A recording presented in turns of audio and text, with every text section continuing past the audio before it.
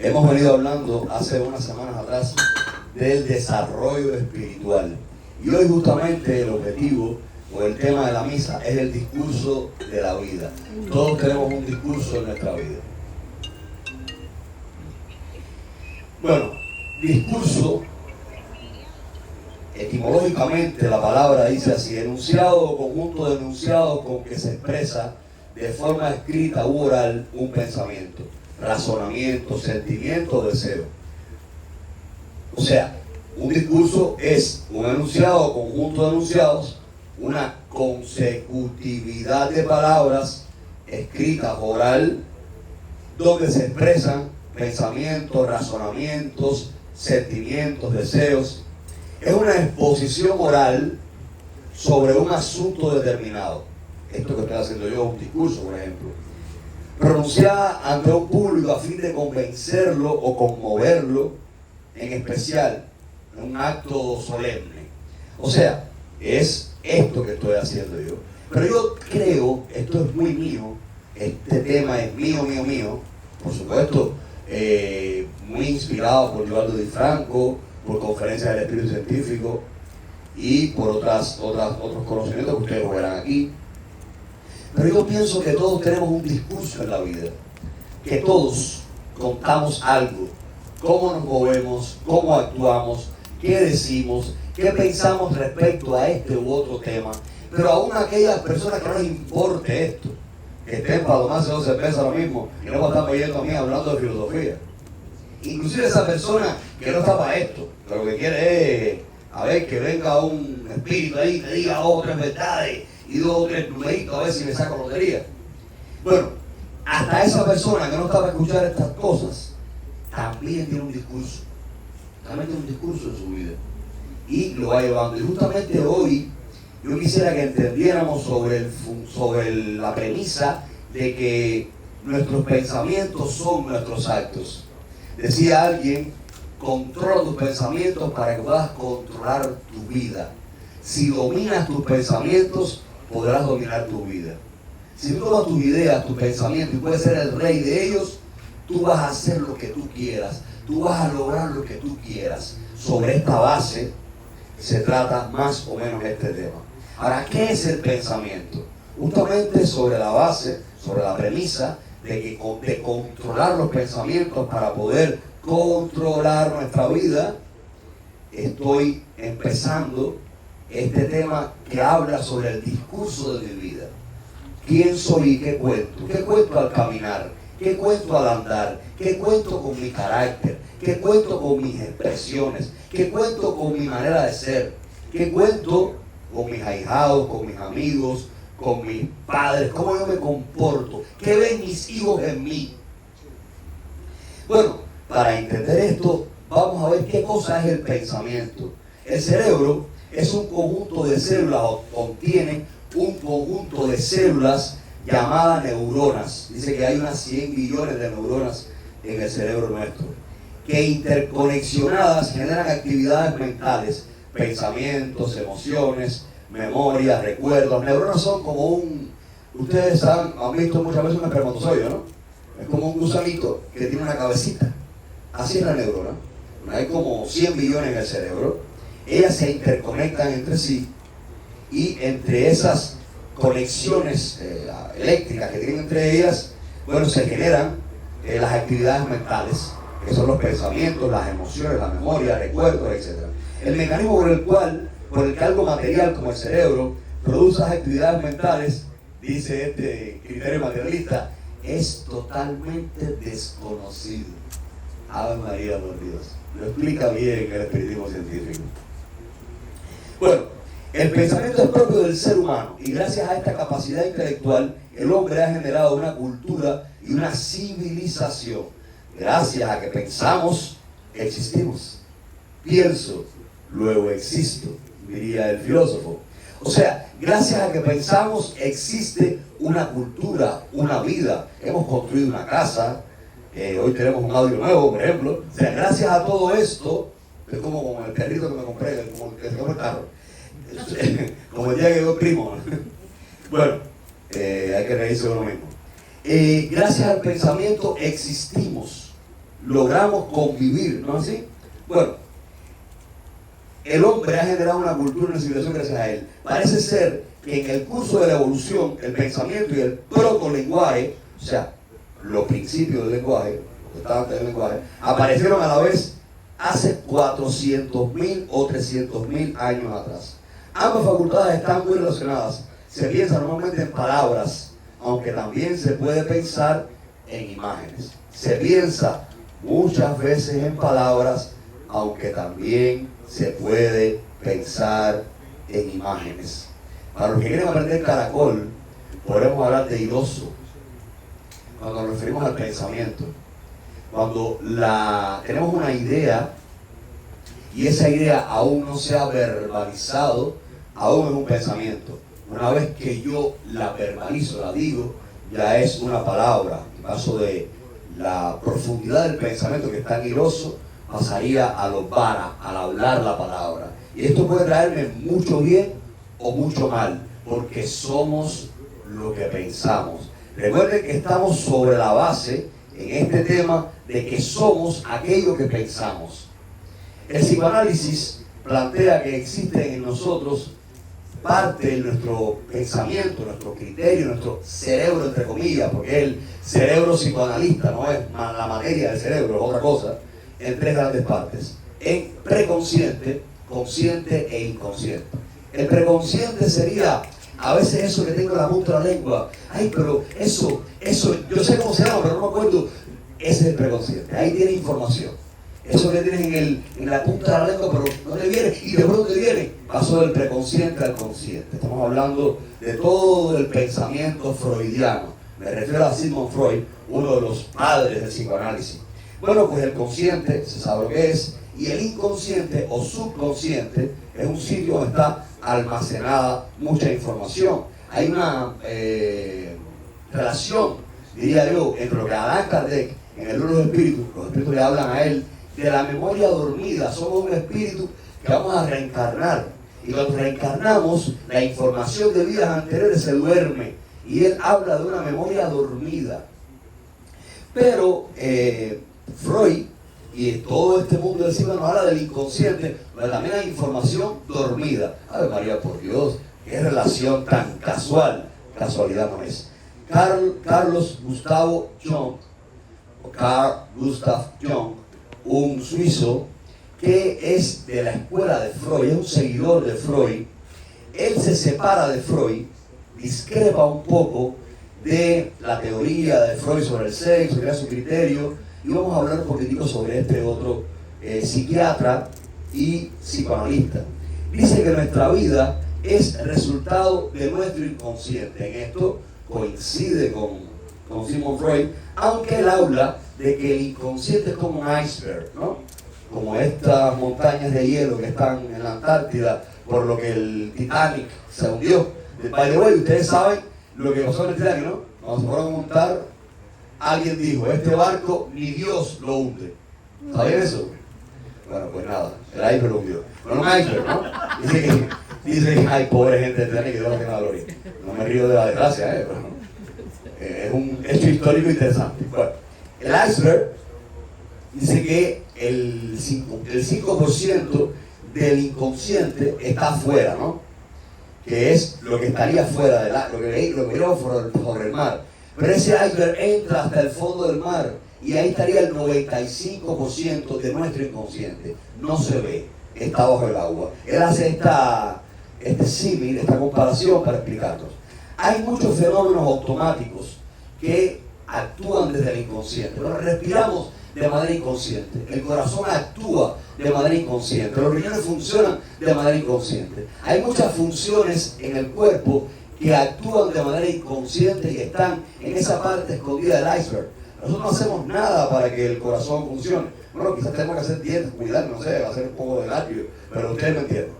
Bueno, el inconsciente en dos grandes partes, dos fracciones: el inconsciente colectivo y el inconsciente individual. El inconsciente colectivo no conocemos ocurrió. Por ejemplo, el otro día fue muy interesante, hay una cultura cristiana, hay una iglesia cristiana, ¿no?, que plantea unas ritualidades una misa católica con un pan que se llama hostia, que es un pan sin levadura que hacen las monjas, ¿verdad? Y hay un vino de misa y hay una celebración con una cosa que se llama la Eucaristía, donde ocurre la transustanciación, que es un misterio, donde el pan se convierte en cuerpo de Cristo y el vino en sangre de Cristo. Tenemos un libro que se llama Biblia cristiana también, que está partido en dos grandes partes.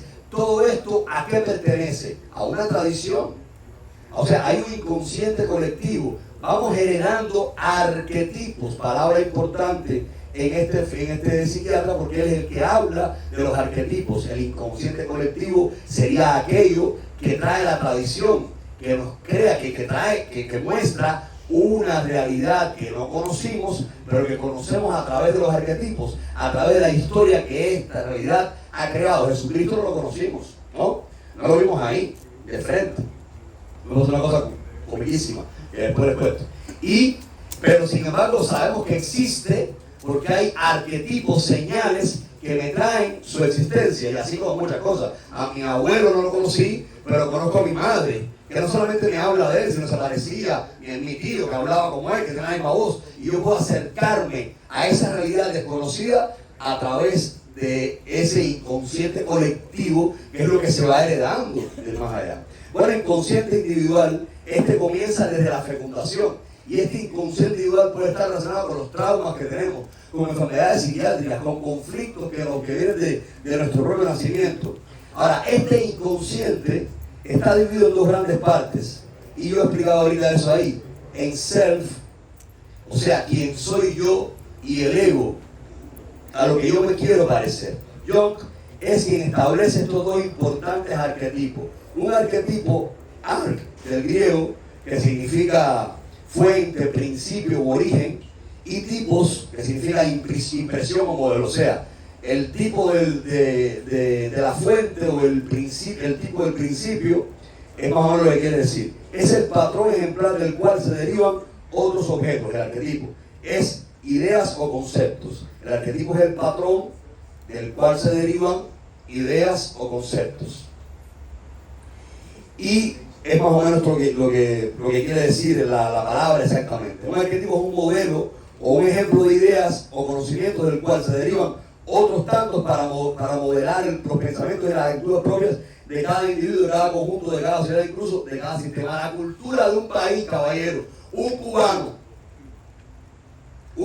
se sabe que es cubano cuando tú ves otro cubano, este es cubano. Esta es panameña, este es americano, este es de aquí, este es de allá. Porque la cultura te define la manera de hablar, te define que te pones las S en tal lugar, te define que te gusta me voy a llamar con queso, te define que te gusta el café de esta manera. A mí no me gusta el café americano, no. Te definen cosas, el tipo de música, el ritmo con el que te muevo, yo soy inglés.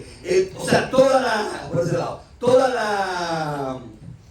yo en Bayona, en Galicia, en el 2004, estoy allá y me voy a la discoteca y ponen música cubana y me dicen aquella española.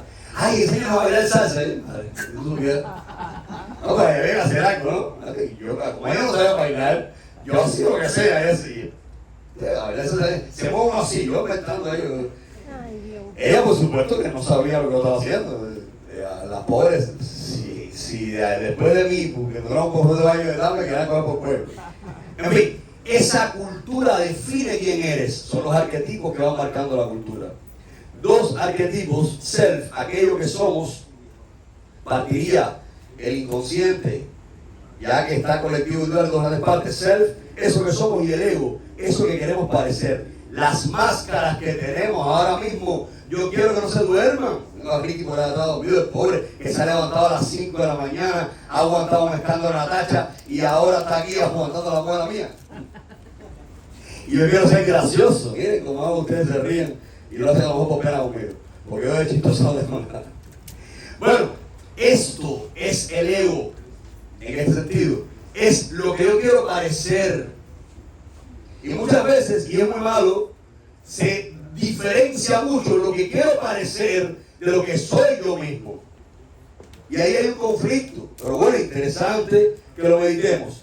A veces nos creemos esta máscara que somos. y desconocemos por ende el ser que somos verdaderamente. Y cuando me dicen, Ita, tú eres así, así, así, decimos, no soy así. No, que vaya, no, hombre, no. Tú no me conoces, está equivocado lo que dice ahí. O sea, realmente, si a veces nos creemos tanto en lo que queremos parecer, podemos desconectarnos completamente del ser que soy realmente, y me alejo de mí mismo, y me alejo de este viaje hacia adentro de nosotros mismos. Bueno, a veces nos creemos esas máscaras. Plantea Jung que la posición femenina del individuo es el ánima, y la masculina es el animus. Nuestro self, ese ser que soy, tiene una parte llamada sombra. Todos tenemos nuestra sombra. Nuestro ego también tiene sombra. Las sombras son todas aquellas cosas negativas que me acompañan. Por ejemplo, yo tengo una personalidad colérica, pero yo renuncio a ser colérico. Hay en mí la sombra de la cólera. Está aquí, me acompaña. Pero yo no quiero ser colérico. Yo me arrepiento profundamente de todas las veces que he sido colérico. Y pido perdón. Y les prometo con toda mi alma que he pedido perdón al instante o a la media hora. Y digo, ¿por qué tengo que caer en esto? ¿Por qué levanté la voz? ¿Por qué no comprendí? Yo fui el que me equivoqué.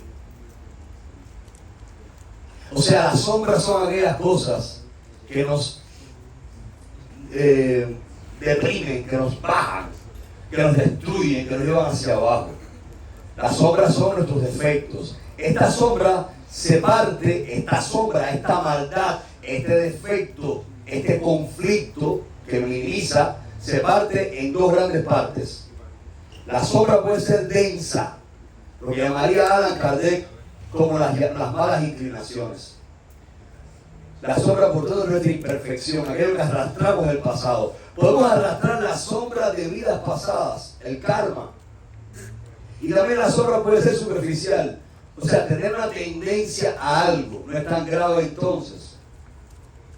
Pero hay una frase en el credo espírita que dice, y yo entiendo que por el esfuerzo de mi voluntad y la unión magnética de mi espíritu con Dios, puedo redimirme del pasado, de las culpas del pasado, contra la sociedad, la familia, mis amigos y contra mí.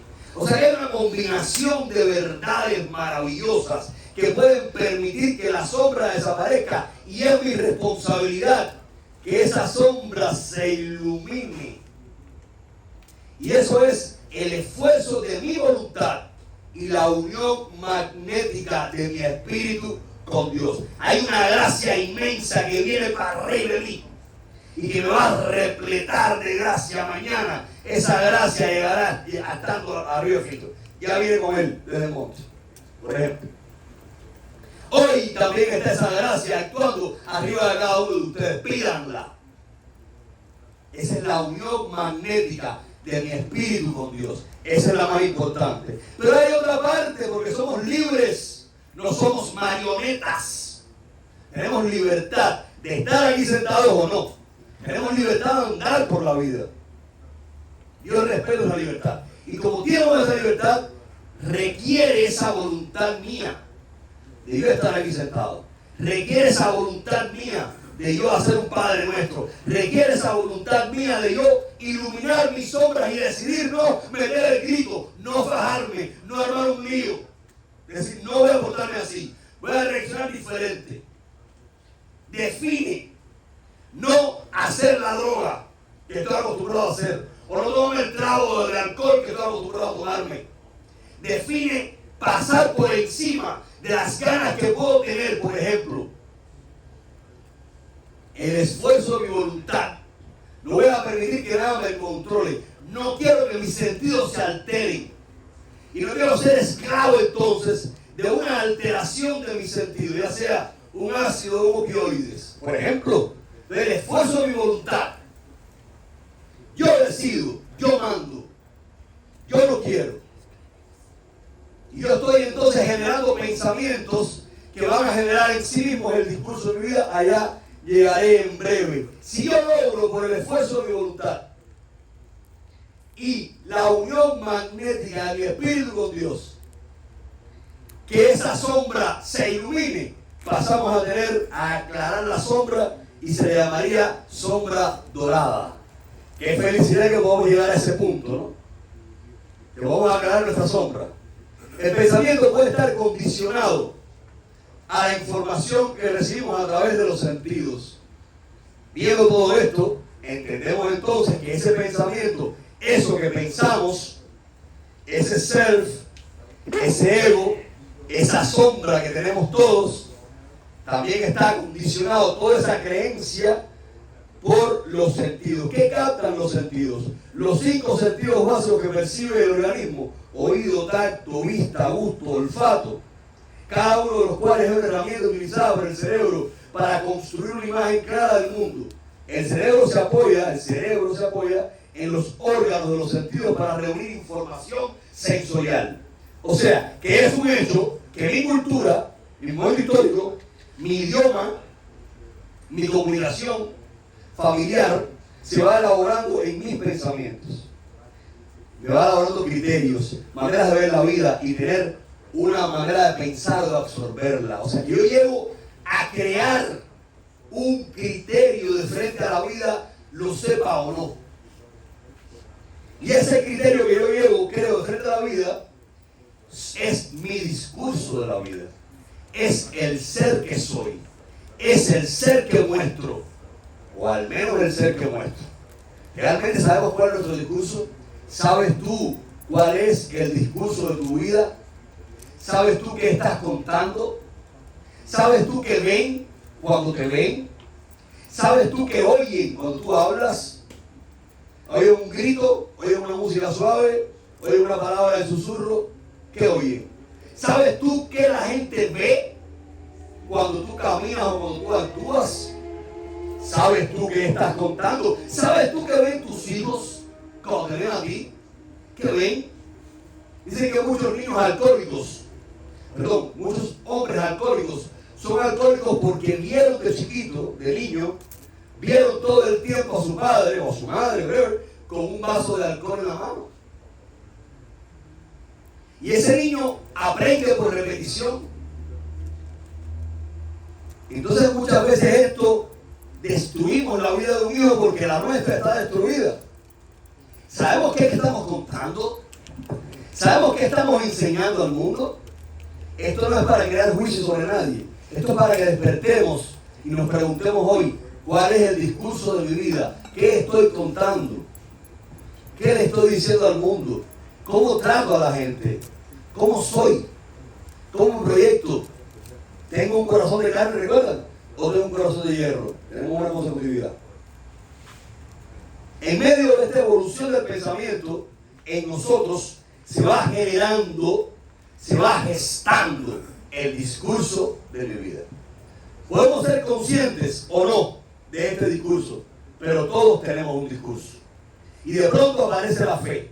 O sea, ocurre el misterio de la revelación. Dios se revela a nosotros a través del Epá, a través de Batalá, a través de los espíritus, a través de Jesucristo, a través de cualquier manifestación del mundo espiritual. Dios se revela. Y ahí empiezan entonces a contraponer. O sea, ocurre el misterio de la revelación y algo nos pasa adentro. Esta revelación también genera pensamiento. O sea, una vez que se devela el mundo espiritual, tú empiezas también a pensar en otras cosas que pueden ser paralelos, no son tu discurso, porque estás accediendo al conocimiento nuevo. A lo mejor tu abuela te enseñó valores muy bonitos, ¿no? Y tú ya no robas. O sea, tú sabes que robar es malo. Y tú sabes, por ejemplo, que insultar a una persona mayor es malo. Y tú aprendiste a ser limpio. A veces, mira, yo vivía con mi abuela y con 2 tías abuelas. Y era un niño que crecía ahí, de un adolescente. Yo no hacía nada en esa casa, por supuesto. Ellas lo fregaban todo, limpiaban. Pero en mi casa siempre estaba la cocina fregada. Yo me levantaba de la mesa y después del plato ahí me iba. Mi abuela me llevaba el desayuno a la cama. Yo no tenía la cama. Pero yo no puedo tener ningún nada sucio enredadero hoy en día. Claro. Cuando mi abuela ya no estuvo y la muletilla se quedó enfermita, que ya yo subí la casa completa, yo no podía ver un plato suyo enredadero, me daba corcomilla. Yo no podía ver la cama regada, me daba corcomilla. Porque ellas no me lo enseñaron a hacer, ellas lo hacían y yo lo veía. Yo crecí viéndolo y eso lo agradezco tanto. Yo no puedo ver la casa regada, ni sucia, ni el fregadero así, una montaña de platos. Yo no puedo tampoco. ¿Pero por qué? Porque yo lo vi. Si yo no hubiera visto eso, hubiera aprendido otra cosa. Aprendemos muchas veces cuál es tu discurso, qué estás contando a tus hijos. ¿Qué ven tus hijos? ¿Qué están aprendiendo a hacer? Van a hacer lo que tú le estás mostrando y tú eres responsable de eso. ¿Pero qué ven tus ahijados? Bueno, algo nos pasa adentro, esta revelación también genera pensamientos y empezará tal vez a modificar ese discurso de mi vida. Y ahí empiezan a contraponerse dos grandes fuerzas. Yo los dominé yo así. Esto no es de John, esto es mío ahora. Las dominé el ego y el amor. Hay una fuerza del bien que está expresándose en ti, que está llevando a ti, a muchos de ustedes. Y hay una fuerza del mal, o de la tierra, no hay por qué decir del mal, la ignorancia, que se enfrenta a esta otra fuerza que viene. Mi yo arrepentido y mi yo espiritual. Ya empieza a existir un self, diría yo, espiritual, un yo espiritual, con esa revelación. Sin embargo, en el desconocimiento de estas verdades, podemos ser muy infelices, porque no entendemos que el misterio para que ese discurso divino ilumine mi alma y me transforme en un ser pleno y feliz, reside justamente en el control de mis pensamientos, y controlando mis pensamientos lograré dirigir mi vida y despertar a la conciencia del bien. Esa revelación espiritual, ese despertar del mundo de Dios en mí, ese actuar del Espíritu de la verdad en mí, esa iluminación del Espíritu de la verdad en mí, va a empezar a hacer cosas. Es una locura que empieza a remover todo por dentro, ¿verdad? Y entonces uno puede ser muy infeliz y uno puede estar en contra de todo aquello, enfrentarse a todo aquello, y la infelicidad te carcome porque tú no entiendes. Y justamente entregarse a esa verdad espiritual, escucharla, asumirla, permitir que te controle, que entre a ti, y tú por pura fidelidad caminas para allá.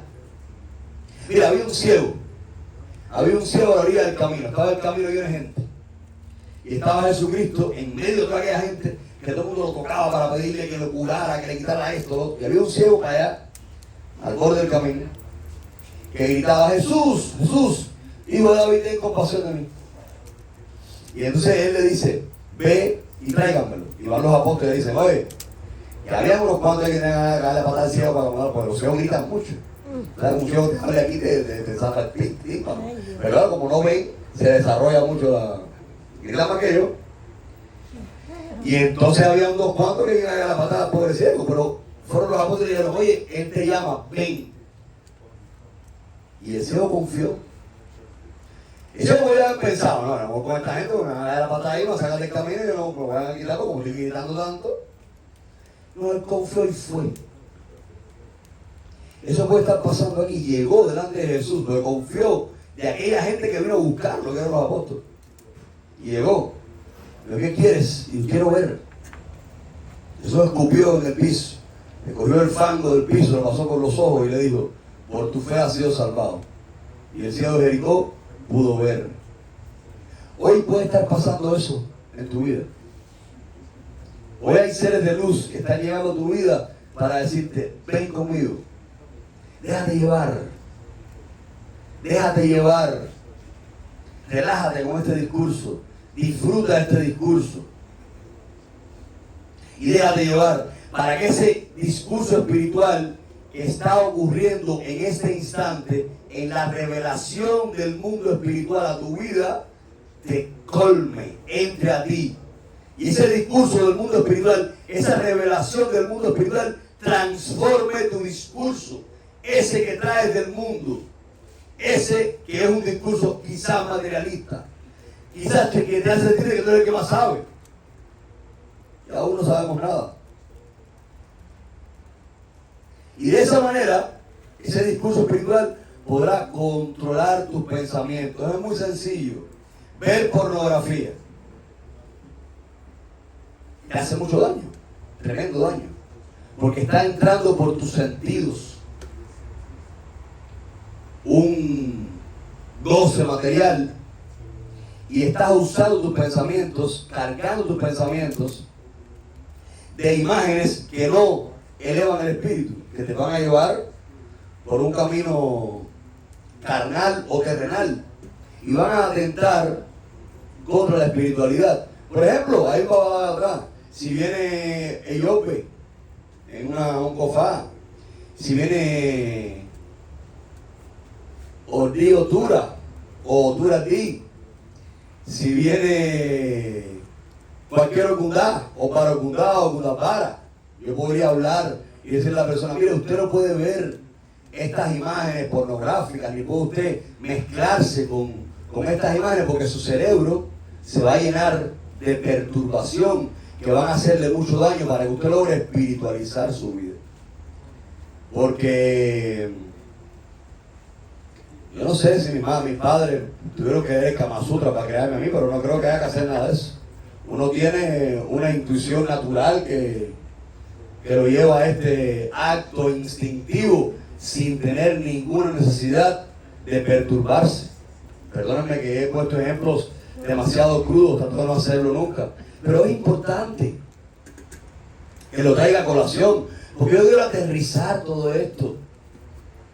Yo quiero aterrizarlo y quiero que entendamos una cosa: somos lo que pensamos. Y tú metes mierda en tu cabeza y nada más que mierda, tú vas a hacer esa mierda que piensas. Ave María, por Dios. Si tú metes en tu cabeza algo que te hace crecer, algo que te espiritualiza, tú vas a hacer eso que piensas. Ave María, por Dios. Se pone mejor ahorita, se pone muy bueno ahora, breve. Ave María, por Dios, tú eres lo que tú piensas. No pierdas más el tiempo en dedicar tiempo de tu cerebro, algo preciado, un milagro del cerebro que tenemos, un regalo de Dios perfecto. Es un imbécil nada más, dice la Biblia. Es un necio, un estúpido, aquel que dice que Dios no existe. Claro que es un estúpido. Perfectamente es un estúpido ignorante. Hay que ver nada más la función del cerebro. Hay que ver cómo funciona la anatomía del cuerpo humano. Esto es muy cheo, esto lo vamos a mostrar muy cheo. Pero es cheo, pero es gracioso. Bueno, es elocuente, perdón. Para poder explicar lo que digo. Había un joven que no creía. Eso es un librito que me leí de cómo los padres pueden enseñar a los hijos a creer. Y el joven lo que no decía que Dios no existía, que todo era fruto del Big Bang, y después del Big Bang hubo un proceso de evolución, y la evolución de la especie. No creía, era muy materialista, no creía para nada en la existencia de Dios. El padre tomó unas semillas de unas flores de diferentes colores y las sembró en el jardín de la casa, de manera que cuando salieran las flores dibujaran el nombre del hijo. Cuando llegara la primavera, que salen las flores, decía Alejandro. Mira, Alejandro muy chiquito, Alejandro, casualmente. Alejandro dice no es adrede, era así de cuento, Y entonces el hijo dice, mira, eso que salió en el jardín. Dice el padre, ¿qué pasó? Mira eso, compadre, las flores ahí dice mi nombre. Perfectamente armado mi nombre, la A, la L, todo perfecto. Dice, no voy a luchar con eso, es que el polen viaja, el polen vuela por el aire y seguro voló de aquel jardín de aquí y se compuso y salió tu nombre. No, eso es imposible, eso no puede ser. Alguien tuvo que haber hecho eso. ¿Cómo me va a convencer a mí que el polen vino volando de no sé dónde sacó la A y la L y la E y va a coincidir con Alejandro? No, eso es mentira. Alguien tuvo que hacer eso. Y el padre, no, chico, mira, lo sentó y le explicó cómo es que viajan el polen. Y le explicó, mira, si en el patio hay flores, las abejitas, mira, casualmente, o las mariposas traen los insectos, no sé si es así, pero sí, Parte de esto. Traen el polen y aquí nace la otra florecita y la deja caer y el viento las trae y bueno, todo lo que tú sabes que se puede explicar al respecto. Y el chiquito no, que eso es imposible. Hasta que el padre no puede, ¿dónde está? Ya, en serio. Tú ves. Ahora mira, te vaya. Yo vi una colina, se veía todo así. ¿Tú crees que eso que está ahí, esos acantilados, esos árboles, esas flores, tú crees que ese río que está ahí, tú crees que todo esto que tú ves fue fruto del azar? No fastidie. Así mismitico, como tú no puedes creer que tu nombre salió del azar, yo te digo que es lo mismo. Ahora analiza la anatomía del cuerpo humano. Analiza la anatomía analiza la fecundación. Cómo se va gestando un bebé. Ahora nos quieren convencer que el aborto es un asesinato, un aborto. Un aborto es un asesinato de un niño en el vientre de una madre. No es una regulación menstrual, eso es un nombre bonito para reducir la población mundial según la Agenda 2030. Métanse en la página de la ONU, de la ONU. Ay, qué bueno porque se han reído. Se despertó Rico. Métanse en la página de la ONU. Entren a la página de la ONU. María, por Dios, hablando de todas las películas, estas cosas, imágenes, se fue la mano. Entren. Ay, Dios mío, estará, que tú sabes, por aquí se cabe. A María, por Dios. Entren a la página de la ONU y verán la Agenda 2030. ¿Cómo se puede reducir la población mundial? Bueno, no sé ni por qué ahora inmediatamente. Sí, el misterio de cómo es la anatomía del cuerpo humano explica perfectamente que Dios existe. No puede ser fruto del azar. ¿Pero de qué me están hablando a mí? Hay muchas más explicaciones. La conferencia del retiro espiritual del 2 de diciembre es el retiro espiritual. Apúntense en la lista que va a ser Ivana dentro de poco. Retiro espiritual, diciembre 2, sábado, desde las 10 de la mañana hasta las 6 de la tarde. Este retiro espiritual que va a ser en las dos lenguas, para las personas de habla inglesa, habla anglosajona solamente, va a estar Manolo ahí traduciendo las conferencias. Tú no vas a estar. ¿Estás viaje? Bueno, alguien estará. Porque tú sabías que no estaba. Mira, me enteraron mismo, Manolo. No me acordaba. Estará otra persona traduciendo. Bueno, el caso es que alguien va a estar para que si viene alguien de la lengua inglesa nada más pueda tener la conferencia. Bueno, entonces somos lo que pensamos, somos ese pensamiento que tenemos dentro. Si generamos o le damos al cerebro pensamientos que no elevan el espíritu, entonces le vamos a dar flaqueza a la voluntad. ¿En qué consiste generar este pensamiento? La meditación, la oración. Y también hay que reírse mucho. Hay que ver arte.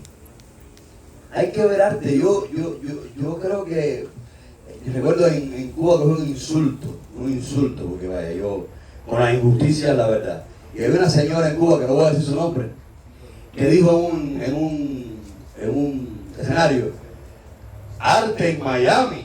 Como si, bueno, en The Brickell, a Downtown, en ese pedacito ahí, hay 22 museos solamente. 22. Hay ballet todos los weekends. Hay teatro, ópera, teatro en muchos lugares de Miami. Cine. Bueno, ¿por qué no dedicamos un tiempo a ver arte? ¿Por qué no dedicamos un tiempo a acrecentar el espíritu que somos a través del pensamiento? Tú percibes por la vista, por el oído, por los sentidos. Tú estás recibiendo información. Esa información que tú recibes genera pensamientos, emociones, sensaciones. Y si tú le das mierda, perdóneme la grosería, al cerebro, usted actuará como la mierda que le está dando, porque somos lo que pensamos. ¿Y cómo se va a generar el discurso de tu vida? Según lo que tú piensas, según lo que tienes en tu cabeza. El discurso de tu vida usted lo genera según lo que está aquí arriba. Usted tiene que construir una vida más plena. Hay gente que le gusta llorar. En Cuba había, es una buena profesión, en Cuba había una tradición antes del desastre, que eran las lloronas. Iban unas mujeres a la funeraria de cualquiera, se moría el chicho de cojo, y allá iban tres más que no lo conocían a él, eran de Huila, el hombre vivía en la olla, y se aparecían en el velorio las mujeres que les pagaban para eso, y estaban delante de la caja, y lloraban ahí todos llorando. ¡Ay! Y no decían, tú lo conoces a mí, no lo conozco, estoy trabajando aquí. ¡Ay, Dios! Eso es muy cómico. Bueno, ¿cómo? Sí, desde la colonia, algo muy gracioso es como, no sé. Las plañideras. No tiene, las plañideras se llaman, ¿cierto? Las plañideras.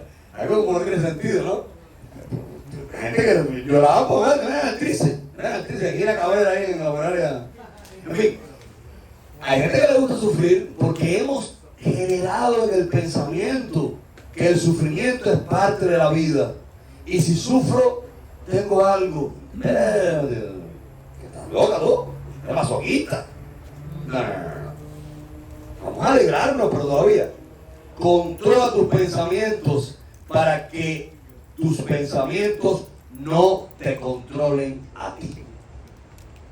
Ya que son ellos los que elaboran el discurso de mi vida. Sabiendo esto, pensemos ahora, antes, ¿por qué es importante conocer el discurso de mi vida? Bueno, si yo soy un padrino de una casa de santos, si yo soy medium y yo ejerzo este trabajo de casa en casa, yo tengo que conocer el discurso de mi vida. Pero si yo soy padre de familia, tengo un hijo, dos hijos, tengo que conocer el discurso de mi vida. Pero si yo, lo que sea, yo voy a interactuar con la sociedad, ahí me van a conocer, yo voy a expresar, yo tengo que conocer cuál es el discurso de mi vida. Yo tengo que saber quién soy y qué muestro.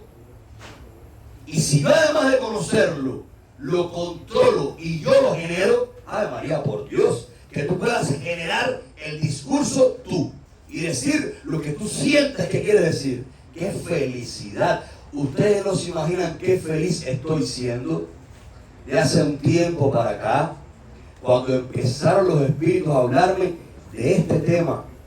Y yo empecé a quitar de mi mente aquello que me hacía daño. Y empecé a dejar de pensar en aquello que no me construía. Y empecé a decir que no libremente a aquellas cosas que me fastidiaban, que me hacían menor. No se imaginan qué felicidad estoy experimentando muchos días, caballeros. Qué maravilla, qué libertad, qué alegría. Este tema no es de hoy, viene de hace como 2 meses. No lo había escrito hasta ayer, pero vengo viviéndolo, sufriéndolo y viviéndolo. Claro, yo soy lo que pienso.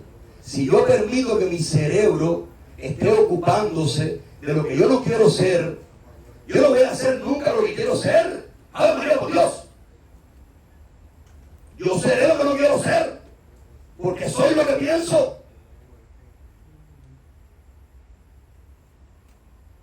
También, notaba Chacho, que había muchos halagos que tenían, decían, yo no me voy a dar fulano. Y se paraban en la puerta de la casa y decían algo. Y aparecía fulano. El poder del pensamiento, el poder de la palabra, tiene que ver con este discurso. Ese es el control de la mente. ¿Cómo yo puedo controlar mi mente y decir, yo soy el que mando? Si ya de hecho hay un self y un ego, si ya de hecho hay una sombra que viene de vidas anteriores, ya tendré que luchar contra eso, por lo menos en este consciente que tengo aquí. Vamos a ayudar a que ese cerebrito mío piense en algo positivo, las obsesiones espirituales. ¿Cuántas personas llegan a contarme las pesadillas que tienen, que no se quitan de arriba? Y son muchas veces las obsesiones espirituales. ¿Cómo Divaldo de Franco combatió aquel espíritu obsesor que estaba obcecando a su hijo de 16 años? Le contaba en otro testimonio otro día aquí, que iba a morir porque se intentó suicidar. ¿Cómo lo combatió? Y se sentó con él, oró y le dio una frase del Evangelio. Empezó a llenar su pensamiento de algo positivo, de algo divino. Y y empezó a combatir al espíritu oscuro y lo venció. Porque ustedes saben que llegó el momento que se cae en trance con el espíritu opresor y le empiezan a explicar al espíritu, lo vencieron y lo trajeron a la luz y el niño salió del psiquiátrico y aún está vivo. ¡Ah, María de Dios! La fuerza de la mente, el ocuparse de que la mente esté repleta. ¿Cuál es tu discurso? De frente al amor, por ejemplo. ¿Cuál es el discurso mío de frente al amor? ¿Es el amor para mí un sufrimiento o una esclavitud?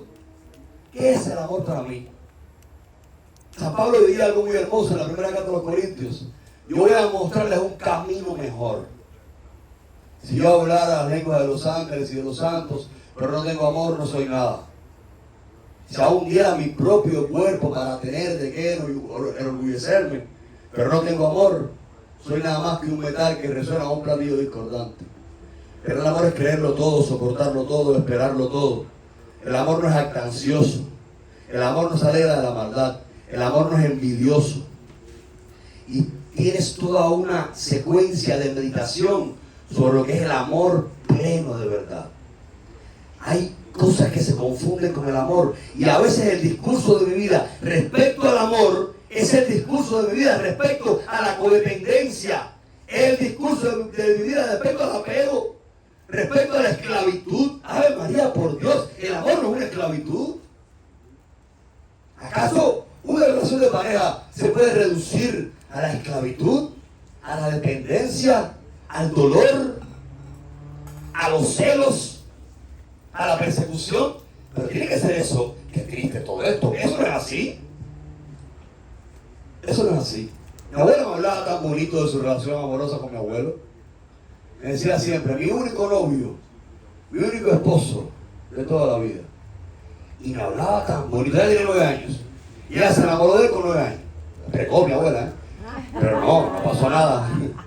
Pasaron años, y él se hizo grande y él pidió su mano. Él era amigo de un hermano de ella. Dice que cuando ella lo vio aparecer, ella se enamoró. Y pasaron los años y él pidió su mano y se casaron.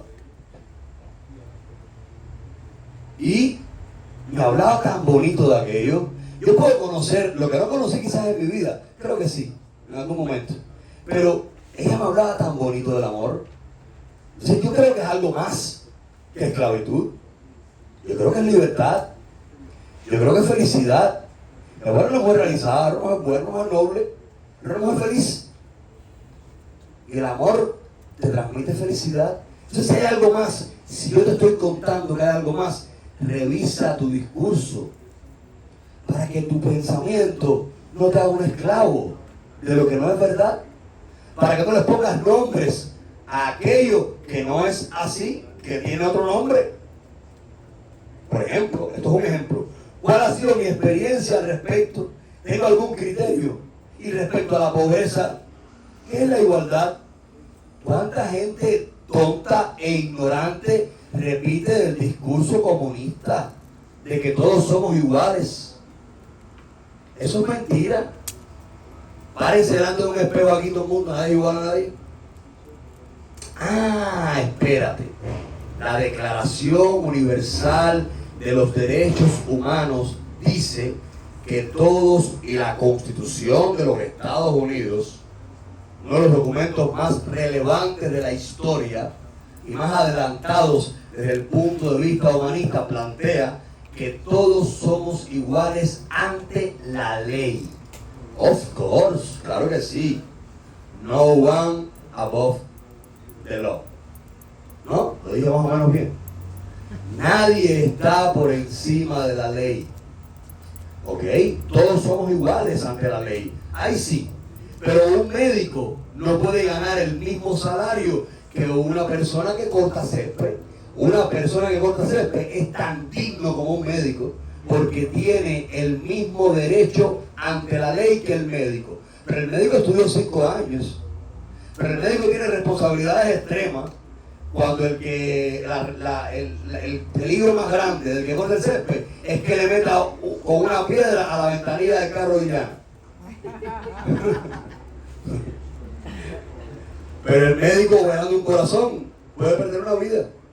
Entonces no puede cobrar el mismo dinero que este. Luego no son iguales. Quizás esta persona eligió de una gran compañía de corta cepa, me parece muy bien, genial, pero tiene que entender, sin ningún tipo de ofensa, que no estudió los 5 años de medicina, o no quiso hacerlo, o no está listo, o no es esta encarnación el momento en que va a estudiar eso. Vendrán otras encarnaciones. No estamos ofendiendo a nadie, estamos explicando la realidad. Luego, ¿qué pienso yo respecto a la pobreza? ¿Qué pienso yo respecto a la igualdad? Porque según el criterio que yo tenga al respecto, yo tendré un discurso al respecto y tendré una actitud al respecto. Y ese discurso y esa actitud va a condicionar mi proyección ante la sociedad. Y ese discurso y esa actitud va a condicionar mi entorno, la relación con mi entorno. ¿Qué es la igualdad? ¿Entendemos estas verdades o repetimos un discurso aprendido? ¿Entendemos estas verdades o repetimos un discurso aprendido? ¿Qué es Dios? ¿Quiénes son los espíritus? ¿Qué pienso al respecto? ¿Entiendo estas verdades o estoy repitiendo un discurso aprendido? Las estudié a profundidad, me hice mi propio discurso partiendo de esta verdad espiritual. Los cubanos estamos condicionados, entrenados frente al falso igualitarismo. Es una manipulación frente al poder del Estado, por ejemplo. No soportamos nada de impuesto porque ya tenemos un dolor aprendido. O sea, esto, lo que hablaba Young del inconsciente colectivo, los cubanos en masa hemos convertido a la Florida en republicana. ¿Por qué? Porque tenemos una herida. Es una explicación. Para los otros países que votan demócrata, hay una explicación del por qué votamos republicano. Si ustedes hubieran vivido en Cuba, ustedes entenderían. No me importa que voten como les, ustedes son libres. No estamos hablando de eso aquí ahora. Estamos hablando de que hay una explicación. Ese es el inconsciente colectivo que explica el por qué el ser humano se crea un discurso que el cubano que está aquí, que está aquí parado, aquí en Miami, coincide con el que está en Tampa. O sea, en la mayoría. Entonces, hay ignorantes que sin entender esta realidad nos juzgan, tanto en la isla como aquí, o de otras etnias. No, hay una explicación hasta psiquiátrica, vaya, psicoanalítica, que explica el hecho. Y lo trae a colación con toda intención. Que explique el hecho. Usted no emita juicio, que usted no tiene ni idea. Usted piensa un poquito y comprenda el hecho. Y después me dice, mira, yo no estoy de acuerdo, pero yo entiendo el porqué. Ah, bueno, ya está bien. Me parece muy bien que no estoy de acuerdo, pero qué bueno que lo entendiste. No hables a la ligera. Hemos sido víctimas de horrores que la gente no tiene idea. Y por ende, cuando tú ves a un Estado tomar poder, yo me quedo frío cuando la gente estaba de acuerdo que había que ponerse la máscara a voluntad. Pero no digo, no me impongan nada, yo soy libre. Dios me hizo libre, como lo dice la Constitución de este país. ¿Por qué tiene que venir el Estado a decirme a mí, estás obligado a hacer lo que yo te diga? No, usted no puede decirme lo que yo cumplo la ley. Pero la ley no puede ser imponerme tu voluntad. Bueno, hay una explicación al respecto. ¿Qué discurso tienes tú al respecto? ¿Tienes alguno? ¿Has pensado en tener alguno? ¿Lo has creado? Porque este discurso va a generar, va a definir tu comunicación con el mundo actual. Bueno, y respecto a la fe, ¿cuál es mi discurso respecto a la fe? Yo les contaba que en este tiempo, indiscutiblemente, he modificado muchas cosas en mi pensamiento, o estoy en camino a modificarlas, no las he logrado, estoy andando en eso. Respecto a la fe, por haber vaciado en mi mente aquello que me sobra, aquello que no quiero ver. Y ¿sabes qué? Me he reído más, me he sentido más libre, me siento más pleno, y lo que más deseo con todo mi corazón es que se entienda esto, que ustedes lo entiendan. Definitivamente, al practicar una fe en mí, mi discurso cambiará. Definitivamente, al practicar una fe en mí, mi discurso cambiará. A veces hay un discurso manipulado, hay un discurso dirigido, hay un discurso que por eso es que no doy doctrina, amigos míos. Me cuesta. El libro de los Espíritus, yo quiero leerlo, pero no quiero dar doctrina. Yo no quiero decir las cosas son así, así y así. No quiero. Todo lo que estamos hablando aquí es filosofía, psiquiatría y humanismo. O sea, utilizamos conceptos del psicoanálisis de aquí de allá para llegar a un discurso humanista que edifique un poco al ser humano y que tenga la libertad de pensar como quieras.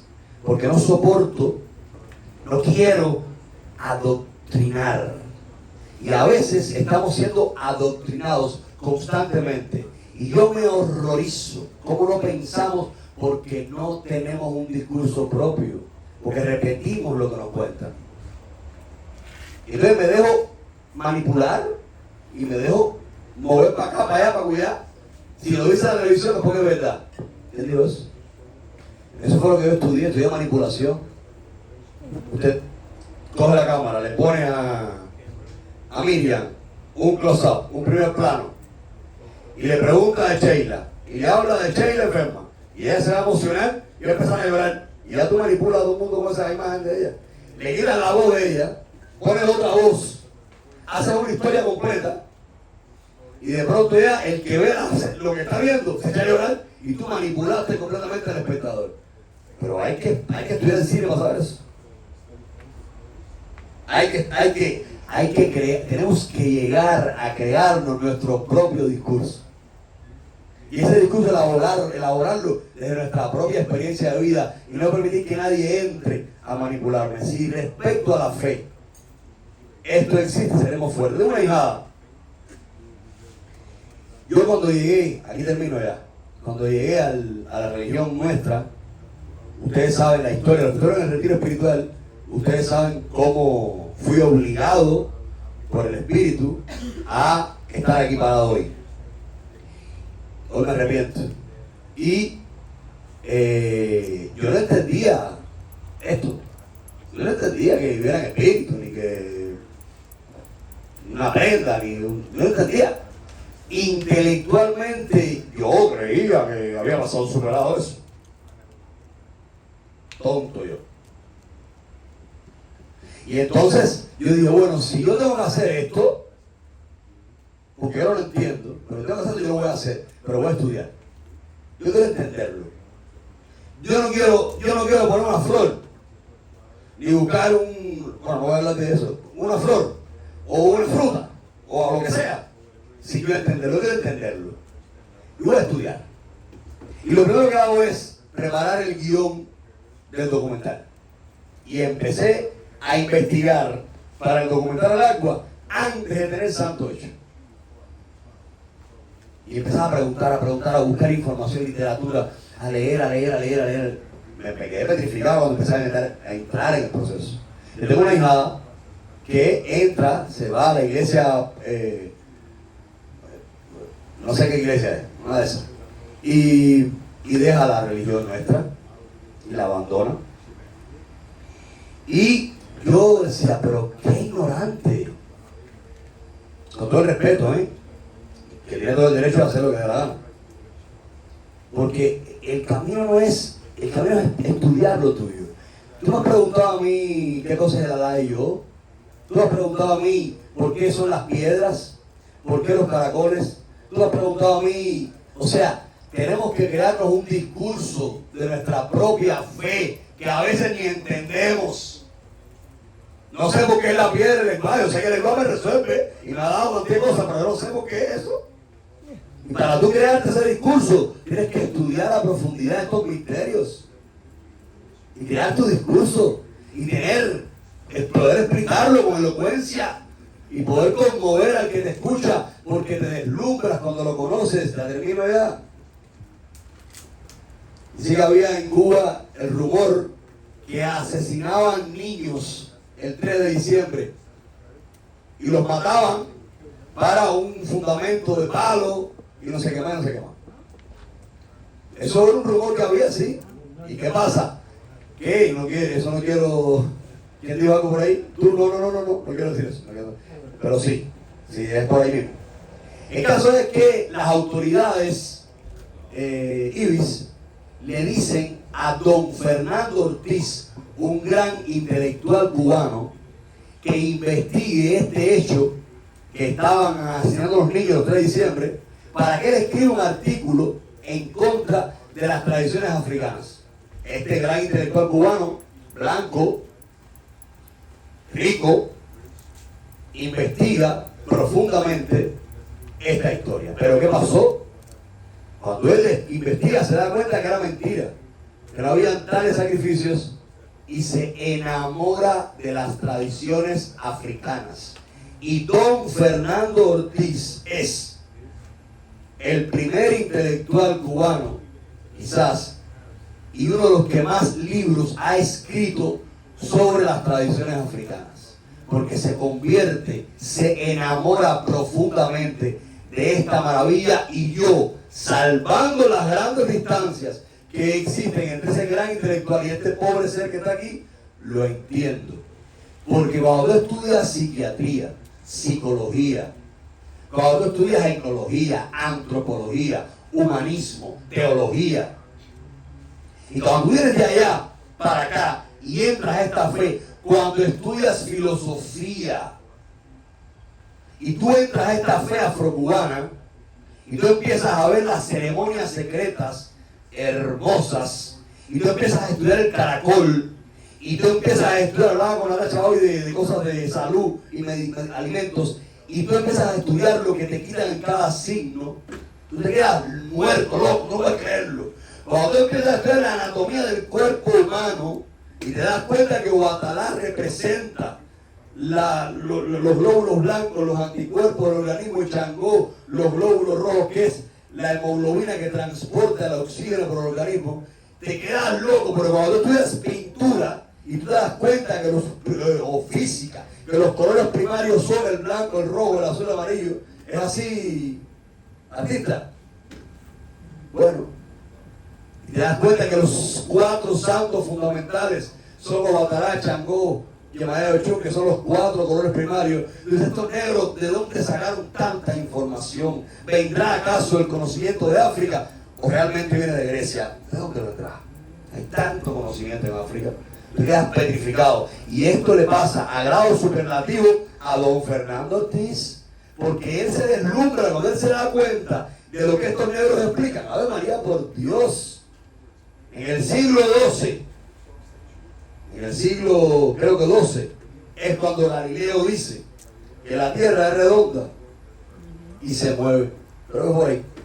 Bueno, la escolástica católica decía que la Tierra era plana. Bueno, no solamente la escolástica, que la Tierra era plana, que flotaba, estaba arriba 8 elefantes, y que estos 8 elefantes estaban encima de una tortuga que flotaba sobre el mar. Esto decía la escolástica, que era la imposición de la iglesia, o el resumen, el compendio de todas las ciencias dentro de esta gran ciencia que imponía la iglesia, prohibiendo en el medioevo los libros de Copérnico y de todos estos científicos. Bueno, pues ya había un canto en África que dice así: Telemo Bantele, Ikutelemo Bantele, guaye que, Oloso Umbo, Ara Umbo, guaye que, Bio, guayenye. Dice, la tierra gira y nosotros giramos con ella. Todo lo que empieza, termina y después vuelve a empezar. Ave María, por Dios. Este canto existe antes de Cristo. Antes de Cristo. Pero además, esa gente en África, por el fenómeno de la implosión continental, que el continente no llega a nada, porque ahí no llegó a nada, estaba el desierto del Sahara por el medio, recuerden, ¿no? Ellos estaban aquí abajo. Ninguna información de Europa llega. ¿De dónde esos negros sacaron ese canto? Que se refiere hasta la reencarnación, porque todo lo que empieza termina y después va a empezar. Ave María, por Dios. Pero cuando vienen los espíritus, que Allan Kardec nunca fue a Nigeria, ni sabe lo que es oro mayor, con nada de eso, y te lees los espíritus, te lees Allan Kardec, y tú lees lo que está hablando y ves la teología africana. Ave María, por Dios. Entonces Fernando Ortiz se convierte a todo esto y empieza a escribir a favor. Y aquel supuesto artículo que iba a escribir en contra, lo escribió a favor. Se creó su propio discurso, partiendo de investigaciones serias que hizo. Y a través de esta maravilla que conoció, intentó emprender ese camino de salvarse a sí mismo y salvar al mundo. Pero luego ahí, su cuñada, la hermana de su mujer, se llamaba Lidia Cabrera. Y estaba en París en ese momento, esta cubana, porque tenían, miren, para los que son amigos de la izquierda, en La Habana se hacían los muebles de esta familia y los vendían en París.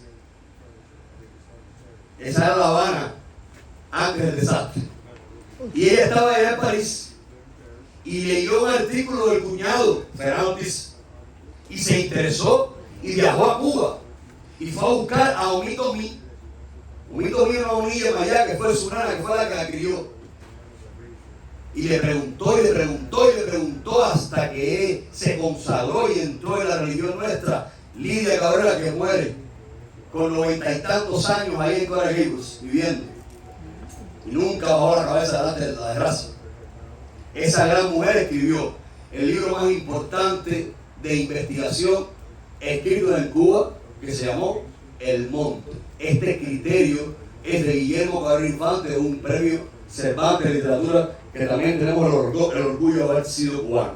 Bueno, esta gente crearon su discurso.